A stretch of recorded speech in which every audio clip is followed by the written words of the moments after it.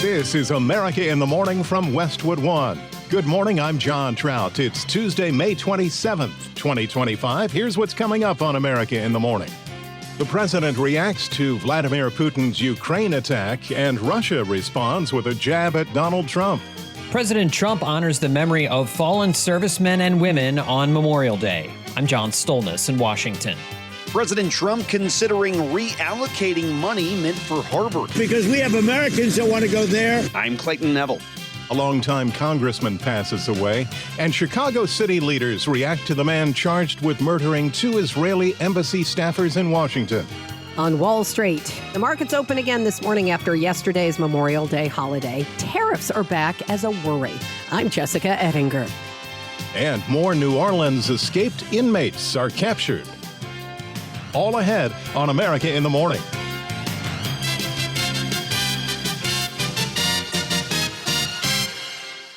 Ukrainian officials say the Russian drone attack on Ukraine was the biggest of the 3-year war, which led to a rebuke by President Trump against Vladimir Putin, which was followed by a Kremlin response saying America's president is on, quote, emotional overload, end quote. This as some GOP members of Congress are demanding an American response, including harsh sanctions. Charles de Ledesma has an update.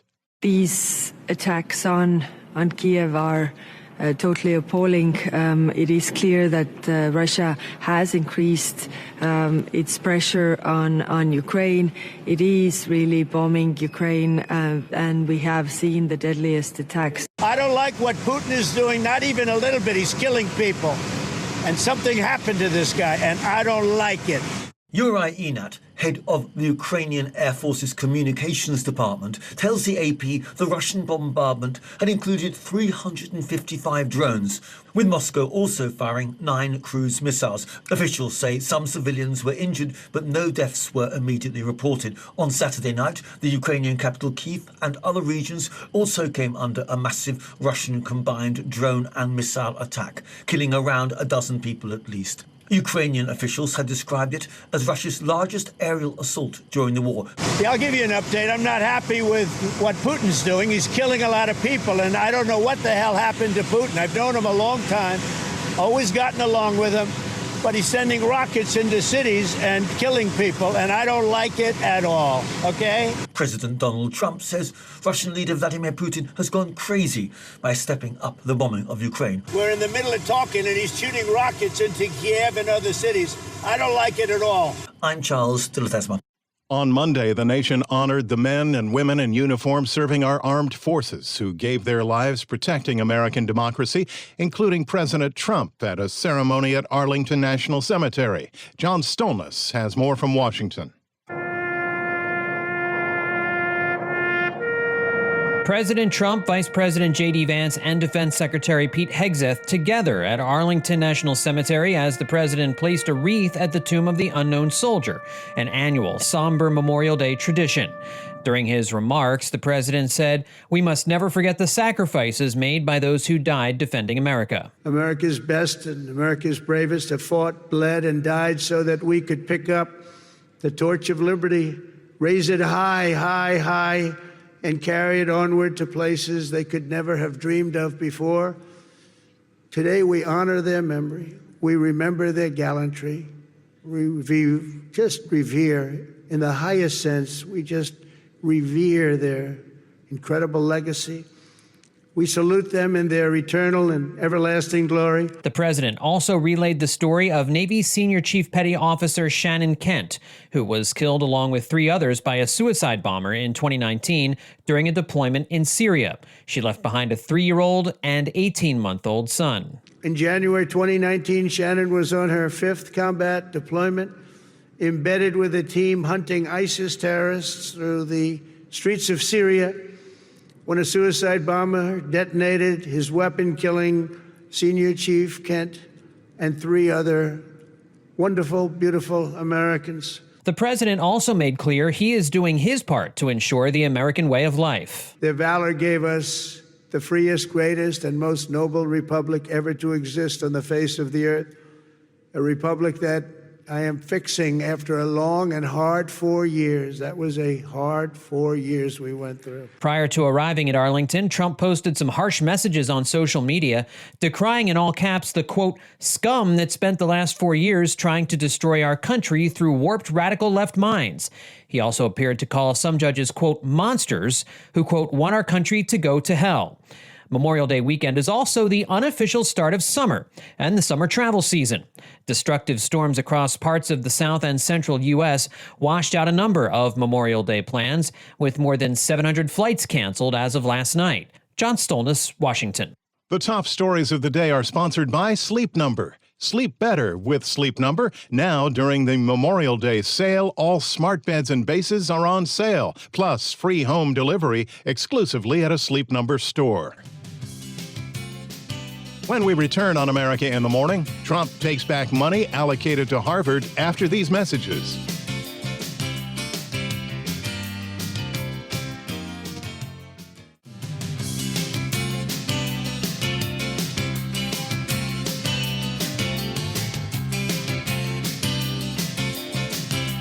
You're with America in the Morning, scanning the skies for thunderstorms this last Tuesday of May. Here's AccuWeather.com meteorologist Matt Rindy. The Plains states, especially the southern plains recently, have been on the receiving end of severe thunderstorms. This has also expanded into a good part of the southeast. And once again, we're looking at storms to impact these areas. Even first thing this morning, there'll be a few gusty thunderstorms moving through East Texas into Louisiana. And this system will continue eastward through Mississippi and Alabama before shifting into Tennessee and Georgia. Meanwhile, another round of storms will develop around the Big Bend in Texas and then continue eastward through South Texas this afternoon and early tonight. These storms will have the potential for damaging winds, hail, and drenching rainfall, with an isolated tornado also possible. Meanwhile, the central driver of this system is located over Minnesota, and from that there will be plenty of clouds and a few showers. It will also be quite cool again this afternoon, with highs only in the 60s. This is about 5 to 15 degrees below the historical average for late May. It's going to remain hot in South Texas, though, ahead of the thunderstorm development, with highs back into the 90s and 100s. Outside of the gusty thunderstorms, rain from the system in the southeast will continue to spread northward into the Ohio Valley and Mid-Atlantic into this afternoon, and then into the southern Great Lakes into Pennsylvania and New Jersey tonight. Where clouds and rain move in early today, highs will be in the 50s, 60s, and 70s through the Tennessee Valley and Mid-Atlantic, which is up to 20 degrees below average. The rest of the Northeast will be dry today, with highs mostly in the 60s and 70s. That's the weather across America. It will be quite cool in Greensboro, North Carolina, with rain and thunderstorms arriving and a high of just 57. Ogden, Utah will be quite warm today with plenty of sunshine and a high of 86. That's the nation's weather. I'm AccuWeather.com meteorologist Matt Rindy. Follow us wherever you get your podcasts. Listen on your preferred platform when you search America in the Morning in your favorite listening app. President Trump has a plan to reallocate federal grant money designated for Harvard University. Correspondent Clayton Neville has details. President Trump made the suggestion of reallocating $3 billion in federal grant money from Harvard to trade schools. The consideration comes after the administration moved to ban Harvard from enrolling international students. Part of the problem with Harvard is that there are about 31%, almost 31% of foreigners coming to Harvard. We give them billions of dollars, which is ridiculous. We do grants, which we're probably not going to be doing much grants anymore to Harvard. But they're 31%, but they refuse to tell us who the people are. President Trump told reporters he's committed to cracking down on anti-Semitism and pro-Palestinian demonstrations on college campuses as war continues in the Middle East. Now, a lot of the foreign students we wouldn't have a problem with. I'm not going to have a problem with foreign students, but it shouldn't be 31%. It's too much because we have Americans that want to go there and to other places, and they can't go there because you have 31% foreign. Regarding reallocating $3 billion in federal grant money from Harvard to trade schools, the president posted on social media, quote, "What a great investment that would be for the USA and so badly needed." I'm Clayton Neville. Former U.S. Representative Charlie Rangel of New York has died. Correspondent Lisa Dwyer reports on the passing of the 23-term congressman. The outspoken, gravel-voiced Harlem Democrat spent nearly 5 decades on Capitol Hill and was a veteran of the Korean War. Charles Rangel started his congressional career in 1970. During the next 40-plus years, he became a founding member of the Congressional Black Caucus, dean of the New York Congressional Delegation, and in 2007, the first African-American to chair the powerful Ways and Means Committee. In 2010, the House censored him following an ethics scandal, the most serious punishment short of expulsion. But Rangel stayed in Congress until 2017. Rangel was 94 years old. I'm Lisa Dwyer. When we return on America in the Morning, home prices out of reach after these messages.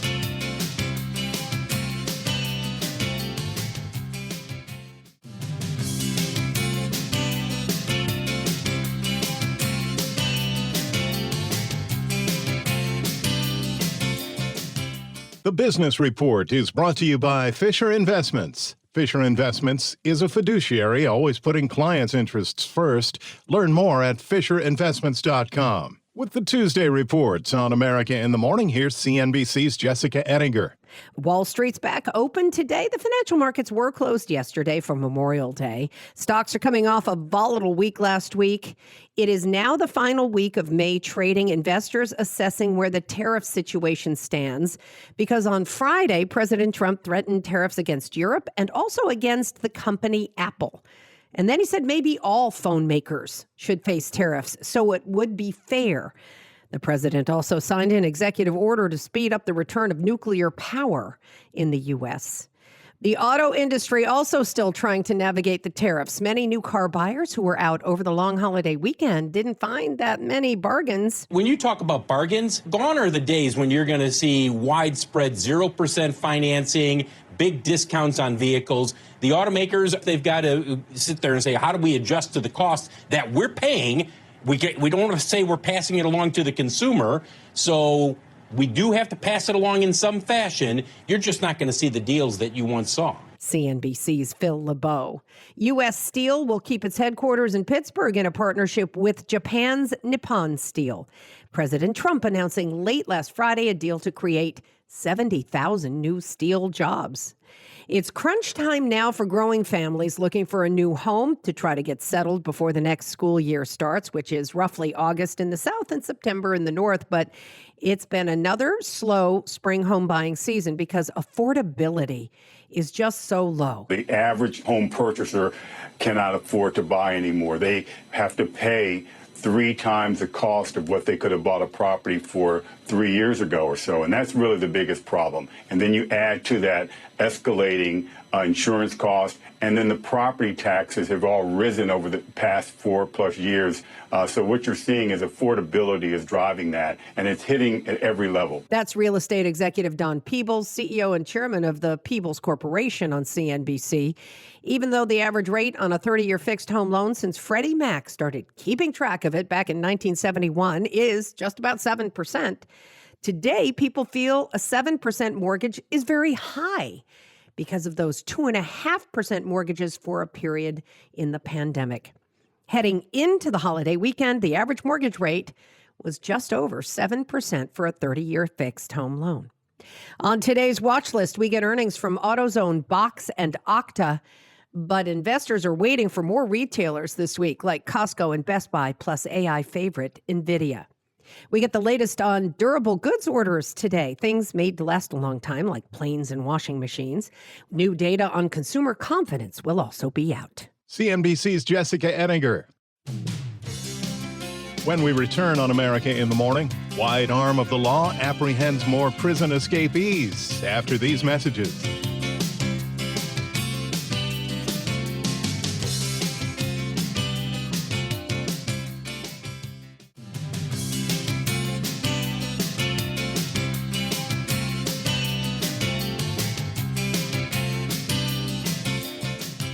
More is being learned about the suspect in the killings of 2 Israeli embassy staffers outside a museum in Washington and outrage in his hometown of Chicago. Jennifer King reports.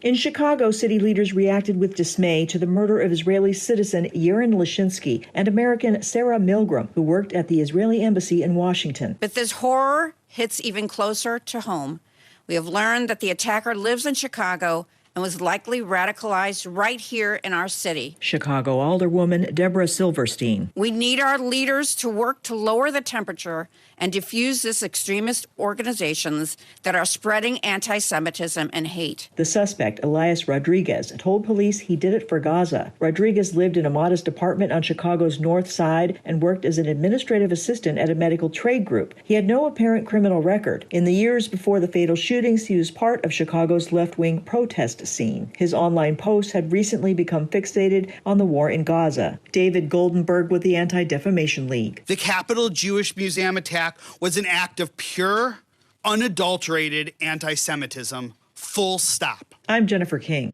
Authorities in Louisiana say that 3 more of the inmates who escaped from a New Orleans jail were apprehended Monday. One was taken into custody in Baton Rouge, and 2 others were captured in Texas. This leaves Derek Groves and Antoine Massey as the final 2 fugitives still at large from among the 10 who escaped the New Orleans Parish Jail shortly after midnight, May 16th. Since then, authorities have arrested 11 people accused of assisting the escaped inmates, booking them as accessories after the fact to the escape. America in the Morning for Tuesday, May 27th, 2025 is produced by Jeff McKay. I'm John Trout. This is Westwood One.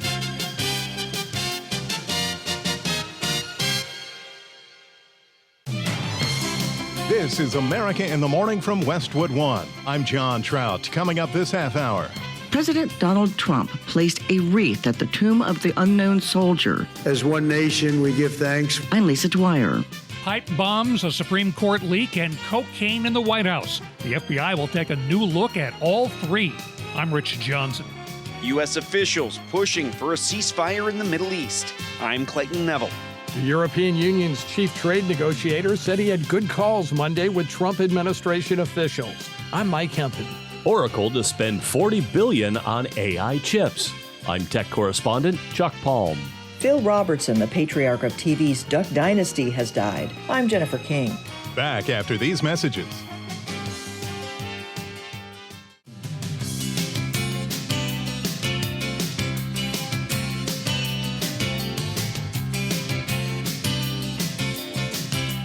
This is America in the Morning. Rain in the southern U.S. is ushering in cooler temperatures to the north. Here's AccuWeather.com meteorologist Matt Rindy. A large storm system over the central part of the country is centered over Minnesota, and from that there'll be plenty of clouds as well as a few showers from the Dakotas to Wisconsin and southward to Kansas and Missouri. It will also be quite cool this afternoon with highs mostly only in the 60s, which is well below the historical average.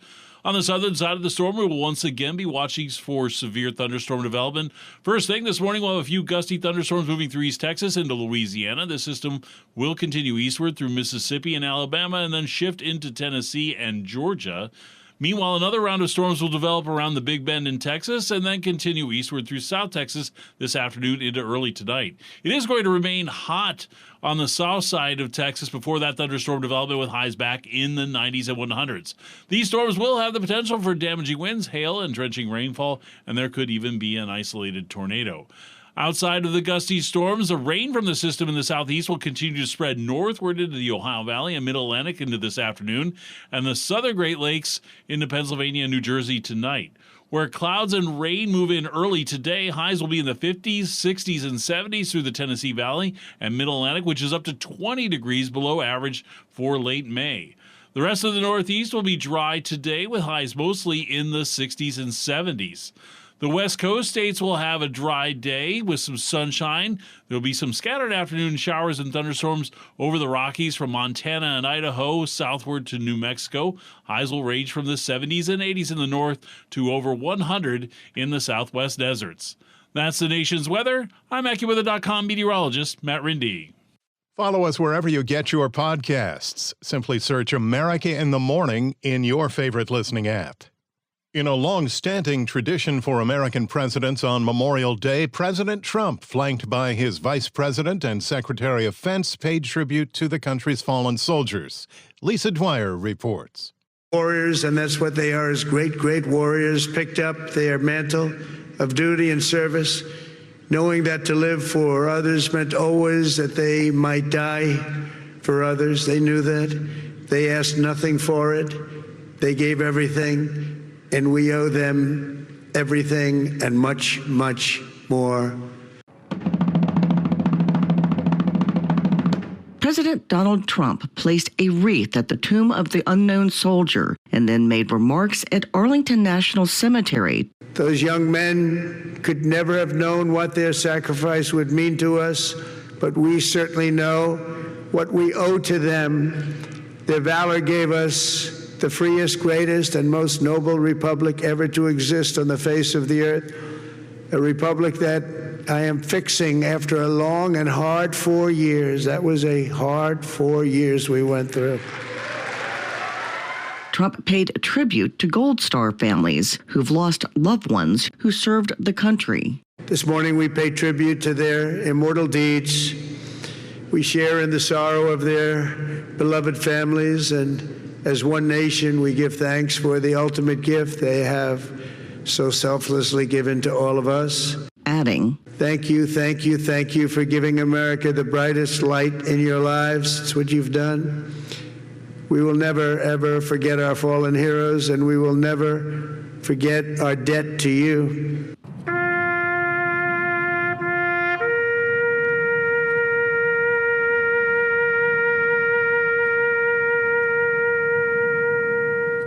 I'm Lisa Dwyer. The FBI, along with a House GOP committee, is going to re-examine several high-profile cases that happened during the Biden administration, including one that occurred inside the White House and another involving the auto pen. Correspondent Rich Johnson has details. It was just after the 4th of July 2 years ago when TV anchors like CNN's John Berman confirmed the news. Lab tests just back on the powdery substance found at the White House over the weekend have come back positive for cocaine. The tiny bag of cocaine was found in an area accessed by hundreds and apparently had no security cameras in the area. Asked about it just 4 months ago, President Trump said this. Who left the cocaine in the White House? Oh. Well, either Joe or Hunter. Could be Joe, too. Okay. That was the president in an interview with Ben Domenech of The Spectator in February. Trump offered nothing to back up that claim. The Biden family was not in the White House at the time of the discovery. A Secret Service investigation found several hundred people who may have had access to the area, but found no fingerprints or DNA. Now, Deputy FBI Director Dan Bongino has announced a re-examination of that case and two others. One is the two pipe bombs discovered outside Democratic and Republican Party headquarters the night before the January 6, 2021 riot at the U.S. Capitol. The third case being reopened, the 2022 leak of the Supreme Court's draft opinion in the Dobbs case, which struck down the 1973 Roe v. Wade decision that legalized abortion nationwide. An 8-month investigation by the Marshal of the Supreme Court failed to find the leaker. In a statement, Bongino said progress is being made, but he also asked for the public's help in finding leads that might help the Bureau in all three cases. Those investigations by the FBI aren't the only probes focusing on the former president. Earlier this month, House Oversight Committee Chair James Comer authorized an investigation into what he called the cover-up of President Biden's mental decline. It was truly one of the worst political scandals this country has ever seen, that the previous administration covered up the decline in the former president's mental and physical ability. White House Press Secretary Caroline Leavitt last week, a spokesperson for the former president, declined to comment on the new probe. I'm Rich Johnson. U.S. officials are working with leaders in the Middle East with the goal of reaching a ceasefire deal in the ongoing war between Israel and Hamas. Correspondent Clayton Neville reports that Homeland Security Secretary Kristi Noem is the latest administration official in the region. U.S. Special Envoy Steve Witkoff urging Hamas to accept a deal that would bring the release of half of the living hostages and half of those who died in exchange for a temporary ceasefire. A Palestinian official reportedly said that the deal would see the release of 10 hostages and a 70-day ceasefire. Witkoff, though, said what he had seen was completely unacceptable, and that proposal being talked about is not the same as his. This is U.S. Homeland Security Secretary Kristi Noem was on the ground in Israel yesterday. President Trump specifically sent me here to have a conversation with the Prime Minister about how those negotiations are going and how important it is that we stay united and let this process play out. Noem told Fox News that it was a candid conversation with Israeli Prime Minister Benjamin Netanyahu. I've known the Prime Minister for many years and had many good conversations with him. She told Fox she met American soldiers on the ground in Israel as America recognized Memorial Day. I think the Prime Minister greatly appreciated it. We spent today also out on the Gaza border talking with some of the IDF soldiers and visiting with them with our great ambassador that we have here, Ambassador Huckabee. And since it's Memorial Day, we also spent some time with our Coast Guard troops. We have many Coast Guard folks in the region that we've been able to visit and talk to them and thank them for their service. An Israeli official dismissed the reported Hamas proposal, saying no responsible government could accept such an agreement. I'm Clayton Neville. When we return on America in the Morning, 50% U.S. tariff hike aimed at the European Union. Part of what we're covering next after these messages.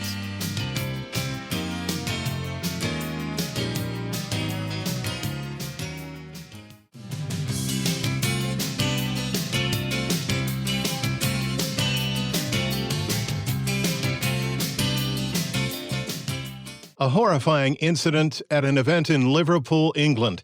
A man drove his car into a crowd, leaving over 24 people injured, including children.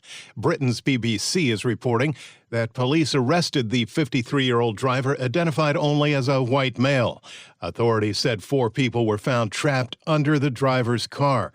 The parade in Liverpool was to honor the city's soccer team, which was the champion of their division. British Prime Minister Keir Starmer called the situation appalling and thanked emergency responders for their rapid action to save lives. So far, the incident has not been ruled an act of terror.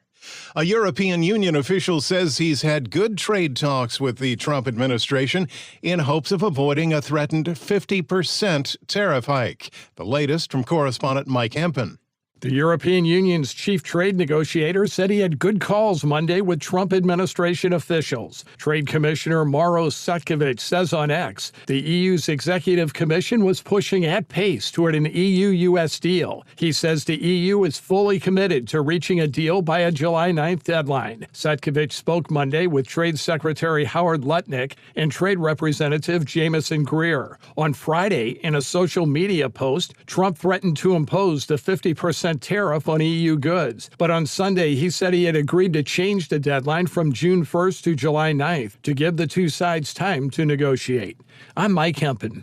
A Texas woman is suing the state's lottery commission, alleging they're withholding her $83 million jackpot. The lawsuit alleges she purchased the winning ticket May 19th, but 1 week later, the commission banned the use of unregulated lottery ticket couriers like the one the woman used. The third-party service allowed Texans to buy lottery tickets online from authorized retailers on the customer's behalf. Lottery ticket courier companies are unregulated in Texas. They function by taking lottery ticket orders from players over the phone or online, buying the agreed-upon tickets from licensed lottery retailers, and charging fees for purchasing and managing tickets. Texas Governor Greg Abbott announced that the state would investigate the win, claiming there may have been issues with integrity and security by using the courier system. America in the Morning continues. The most recognizable name in women's basketball has been sidelined by an injury, correspondent Gethin Coolbaugh reports. Indiana Fever star Caitlin Clark has a left quad strain and will be out at least 2 weeks. The team announced the injury on Monday. The Fever did not say when Clark suffered the injury. Further updates will be provided after she gets another evaluation. The Fever lost 90-88 to the New York Liberty on Saturday and are 2-2 on the season. Clark is averaging 19 points, 9.3 assists, and 6 rebounds this season. I'm Gethin Coolbaugh. The state of Louisiana is investigating after a series of rolling blackouts turned the lights out in New Orleans on Sunday. At the height of the blackout, more than 100,000 customers were left in the dark. Unlike other recent outages that have been caused by everything from storm damage to balloons, Sunday's blackout was described as a purposeful load shed ordered by the Regional Transmission Organization. The New Orleans City Council said the electricity transmission company warned electric provider Entergy of the outage just 3 minutes before turning off the power. It's not clear why there was so little notice, and it was known that energy demand was high at the time of the outage. Chuck Palm is in with today's tech report on America in the Morning and details on Oracle's announcement, a major purchase of the most advanced AI chips made for their massive data center. Oracle just announced they will spend around $40 billion on NVIDIA's new higher performance chips to help power their new U.S. data center. The new data center, situated in Abilene, Texas, will be part of the U.S. Stargate project led by top AI firms in the country. Oracle is situated to buy the most powerful GB200 chips made by NVIDIA and will be leasing the power to support OpenAI. Oracle has agreed to a 15-year lease, and the data center is expected to open by mid-next year. The project is expected to cost about $9.6 billion, and JP Morgan has put up most of the financing across 2 separate loans. One of the largest AI deals to date will help OpenAI reduce its dependency on its biggest backer, Microsoft. Oracle, OpenAI, and NVIDIA are also members of the UAE data center, also called Stargate. Bitcoin down slightly to 108,000 and Ethereum at 2,530. For more, find me at chuckpalm.com. Tuesday Sports, here's Robert Workman. NBA playoffs Monday, conference finals in the West, Game 4 in Minneapolis. The Thunder got 40 points from MVP Shai Gilgeous-Alexander to fight off the Timberwolves 128-126 and take a 3-1 lead. Obviously had a bad taste in our mouth from last game, and we just wanted to control the things that we can control tonight, and staying in the moment is the best way to do so. We could have been better tonight for sure if tonight wasn't perfect, but we gave ourselves a chance by doing so, and we got a W. It was a big turnaround from OKC's 42-point loss in Game 3 and sets up the Thunder to clinch the series at home tomorrow night. Tonight, it's the East Final in Indianapolis, the Pacers holding a 2-1 lead on the Knicks. Stanley Cup Conference Finals in the East, the Hurricanes staved off elimination with a 3-0 win over the Panthers in Game 4. That snaps a 15-game losing streak for Carolina in the Eastern Conference Finals. It's their first win this late in the playoffs since they won it all in 2006. Tonight, it's the West Finals, Game 4 in Edmonton. The Oilers lead the Stars 2-1. Baseball, the Rays ripped the Twins 7-2 for their 6th straight win. Tigers topped the Giants 3-1. Yankees beat the Angels 5-1. Blue Jays got by the Rangers 2-1. Dandy pitching battle there between Kevin Gausman and Jacob deGrom. Orioles clipped the Cardinals 5-2. Dylan Carlson with a 3-run shot off his old club. Diamondbacks shut out the Pirates 5-0 to snap a 5-game skid. Ryan Nelson and the Rhinos scattered 6 hits. Cubs scaled the Rockies 3-1. Dodgers drilled the Guardians 7-2. Shohei Ohtani with a leadoff homer for the 2nd straight game. That's number 19 to lead the majors. Mets got sac flies in the 8th and 9th to get past the White Sox 2-1. Padres edged the Marlins 4-3 in 11 innings on a walk-off wild pitch. Brewers snagged the Red Sox 3-2, and the Reds rocked the Royals 7-4. At the French Open first round, men's 1 and 2 seeds Yannick Sinner and Carlos Alcaraz were straight set winners, but American 4 seed Taylor Fritz lost his opening round match. Iga Swiatek, the 3-time defending women's champ at Roland Garros, breezed into the 2nd round. That's Tuesday Sports. The office meets the paper when America in the Morning continues after these messages.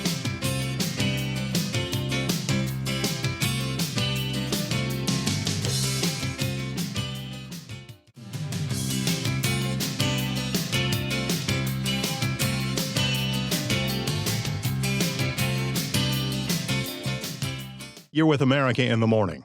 The Duck Dynasty TV star who became a conservative cultural icon has died.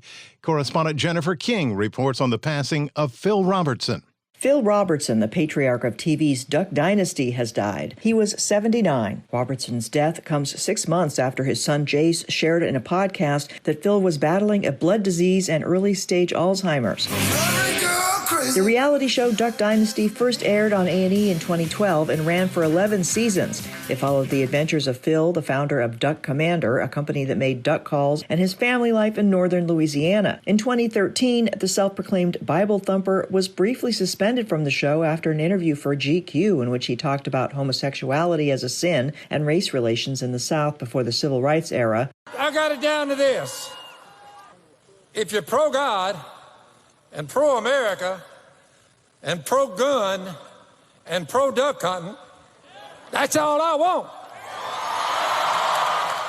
He had a second career as a speaker on the Christian circuit. In 2016, Robertson endorsed Ted Cruz for president. Is he or she godly? Does he or she love us? Can he or she do the job? And finally, would they kill a duck and put him in a pot and make him a good duck gumbo? I'm Jennifer King. The new star of The Paper opens up about help that was received from the stars of The Office. Kevin Carr explains.